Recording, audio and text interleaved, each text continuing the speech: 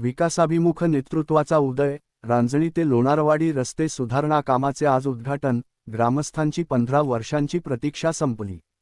कवठे महांकाळ. लोणारवाडी, रांजणी ते लोणारवाडी या भागातील जनतेची गेल्या 15 वर्षांपासूनची प्रलंबित असणारी रस्त्याची प्रतीक्षा अखेर संपली आहे.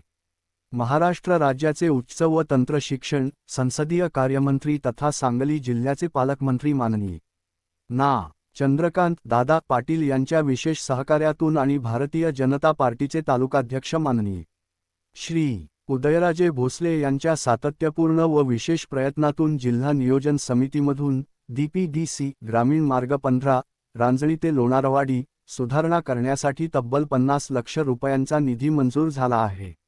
या मंजूर कामाचा भव्य उद्घाटन सोहळा शनिवार दिनांक 15 ऑगस्ट 2026 रोजी सकाळी 11 वाजता लोणारवाडी येथे आयोजित करण्यात आला आहे.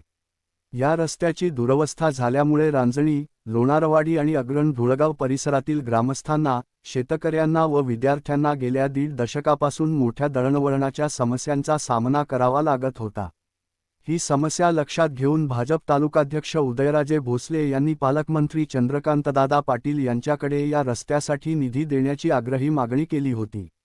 पालकमंत्र्यांनी या मागणीची तात्काळ दखल घेत जिल्हा नियोजन समितीमधून 50 लाखांचा निधी स्वीकृत केला आहे. या महत्त्वपूर्ण विकासकामाबद्दल भारतीय जनता पार्टी आणि लोणारवाडी, रांजणी येथील समस्त ग्रामस्थांच्या वतीने पालकमंत्री चंद्रकांतदादा पाटील व तालुकाध्यक्ष उदयराजे भोसले यांचे जाहीर आभार मानण्यात आले आहेत.